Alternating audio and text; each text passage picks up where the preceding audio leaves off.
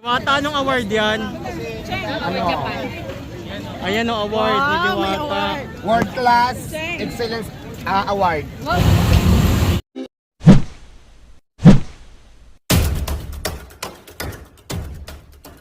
Guys, so kamusta? Nandito tayo ngayon sa Diwata Pares Overload. Dito yung branch niya ay sa Quezon City. So ngayon guys, papakita ko sa inyo kung gaano ba kadami yung tao kapag ganitong oras, mga 5 pataas. Kasi ngayon guys is araw ng linggo at araw ng pagsisimba. Mga nagsimba na ba kayo? So ito guys, kung nakikita nyo, ganito kadami ngayon. Ayan, counter yan. Tapos yung doon sobrang haba ng pila. So ganito ngayon yung sitwasyon ngayong Sunday. Hindi ko lang alam kung everyday ganito ba kahaba. Pero kasi ngayon family day. Alam niyo naman kapag family day, mga bata after magsimba, talagang meron silang gimmick na tinatawag. So dito ngayon sila, I think dito sila na ngayon na nag-family day kay Diwata. Sobrang haba ng pila. Yun nga lang, sana masustain ni Diwata talaga yung mga niya, mga paninda niya, lalo na yung chicken kasi sobrang benta ng chicken niya rito guys. Then yung sobrang sarap ng classic na beef pares niya. Kung kasi guys, try niyo yung beef pares niya rito. I'm sure magugustuhan niyo yung kanyang beef pares dito sa Quezon City branch. Grabe pala rito guys kapag hapon kasi mas maraming tao yata rito kumpara sa Pasay. Lalo na kapag ganitong oras dito sa Quezon City, sobrang dami ng tao. Hindi pa yan tapos hanggang doon pa yan sa may dulo. Ang haba ng pila ng ice cream. Bigay ko yung phone. Dito Pila ng ice cream yan. Yung free.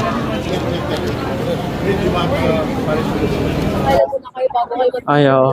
Hindi ka naman tinakunan. Ayan, so mahaba yung pila ngayon. Hanggang dun sa may hanggang labasan yung yung pila ngayon. So guys, ganito pala kahaba rito kapag kapag hapon, sobrang haba ng pila. Alam niyo kung saan naabot yung pila? Hanggang labas.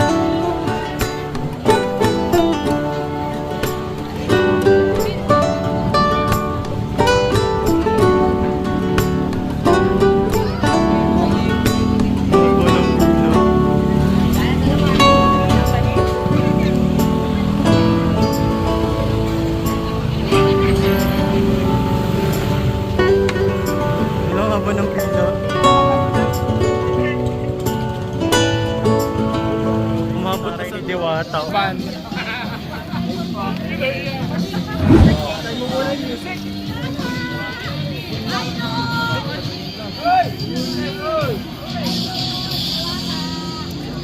Ayan guys, si Diwata, nakikita nyo.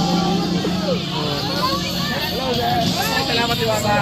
May bago siyang message. Dito tayo. Diwata. So, hindi ako magpapicture pero videohan na lang natin kung ano yung ngayon. Ayan si Diwata guys. Oh. Ano award ni Diwata kuya? Ayan si Diwata. Sige na. Kakarating lang niya. Kakatapos niya lang mag-receive ng award. Diwata, anong award yan? Ano? Ayan o, award ni Diwata. World Class Excellence Award. World Class Excellent Award, pangmalakasan. So ayun na. Kailangan niya kasi mag-BS kasi kakadating lang niya. So ayun. Alam mo, ang daming tao biglang nagsilabasan sila. Oh. Birthday mo. Lilipas din yan. Char. Ay, sir, nakalive ka? Hindi po. Nandito ka rin? Kakarating mo lang? Kakanin. Ah, na rin. sumaglit lang ako eh. Buti nga na-champion ko si Diwata eh. Mainit Diwata eh. Salamat. Kaya pa.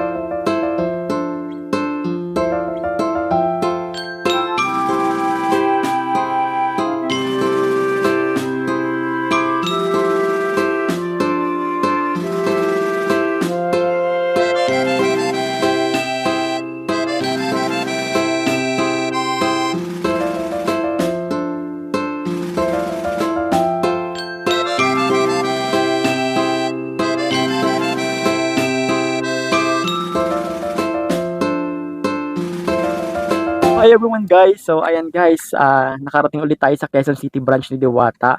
So talagang sobrang ganda rin doon guys, tsaka ang lakas.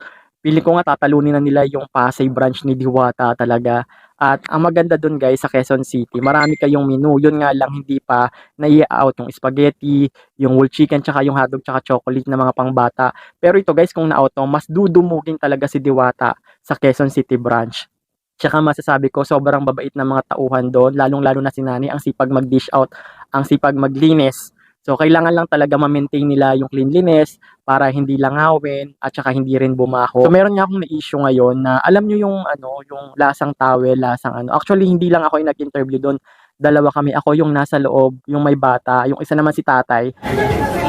Dito naman daw. Hello po. Ang bata, hindi nagsisinungaling. Opo. Tanungin mo siya kung ano lasa ng pagkain. Ano lasa ng pagkain ni Diwata? Lasang tao. Lasang... Ano daw? Lasa daw towel, tuwalya. Tuwalya. In-interview niya sa labas. So, hindi kami magkakilala ni tatay. Sa labas lang din kami nagkakilala. And yun nga, talagang hindi ko alam kung ano yung intention talaga doon. So, yun talaga sabi lasang towel daw. Pero tinikman ko naman yung chicken niya, yung pares niya. Masarap naman, especially yung beef pares. Tapos dun nga sa may Pasay. So, sobrang dami rin din talagang tao, guys. So, yun lang, kailangan din talaga nila ma-maintain na malinis. Yung langaw, kailangan talaga mabawasan, maubos yung langaw doon. And yun, yung customer service ng Pasay, medyo tagilid yung mga tao doon, yung mga tao ni Diwata doon. Kasi nung nag-vlog ako doon, merong nagagalit na lalaki, nagsisisigaw sa likod. Hindi ko lang alam kung bakit, pero nagagalit siya kasi ang susuplada daw ng mga tao sa may Pasay, sa may branch niya. Sabi ko, hindi ko naman alam yung totoong senaryo kasi ang in-interview ko doon si Impacta at saka si Boy Abandon. So, nagulat na lang kami, nagsisigaw yung lalaki doon sa ano dahil nga daw ganun yung nangyari, ang tatari daw ng ano. So, sana yung mga ano ni Diwata, mas huwabaan pa nila yung pasensya. Mas, yun, tulungan nila si Diwata maging patient, maging understanding, tsaka maging accommodating sa mga customer doon kasi lagi nating tatandaan pagdating sa business, especially store, mga dine-in restaurant, mga kainan, customer ang bumubuhay sa mga negosyo ng kahit sino. Kaya dapat marunong tayong makisama, magpakumbaba. Kasi kapag wala yung customer, pag nagalit yan, alam nyo naman, ang social media, isang post lang, yung iba hindi tumitingin ng full video, yung iba clickbait lang yung nilalagay, so paniniwalaan na nila yung paninira. So napaka-importante talaga na maging maingat tayo kasi may mga tao talaga na naghahanap ng butas para siraan. Kami may tindahan kami, so talaga yung customer service talaga yung inaano namin, yung pakikisama sa customer, yung maging mapagkumbaba at saka understanding para yung customer hindi magalit at babalik sa atin yung customer.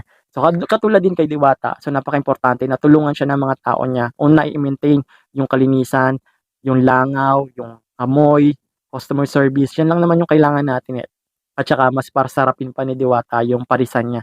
At saka maglagay siya ng menu, yung ano, spaghetti, o kaya pastil, chicken pastil, yung pwede sa mga iba pa nating mga kapatid, mga kaibigan na Muslim, ganyan, yung chicken pastil, yan yung talagang ano na mga Muslim chicken pastil, yung gustong-gusto nila. So, yun lang guys, that's it for today's video. So, talagang sobrang dami at parami ng parami na talaga yung kumakain sa Pares ng Quezon City branch niya.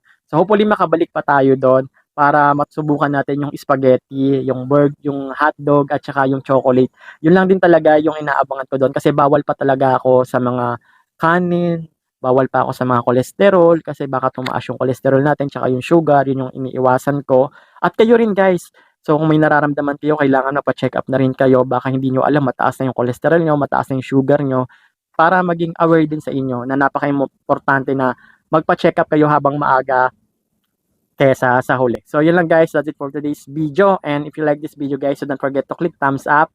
At huwag niyong kalimutan na mag-subscribe dito sa aking YouTube channel na Chitsu Pau Family.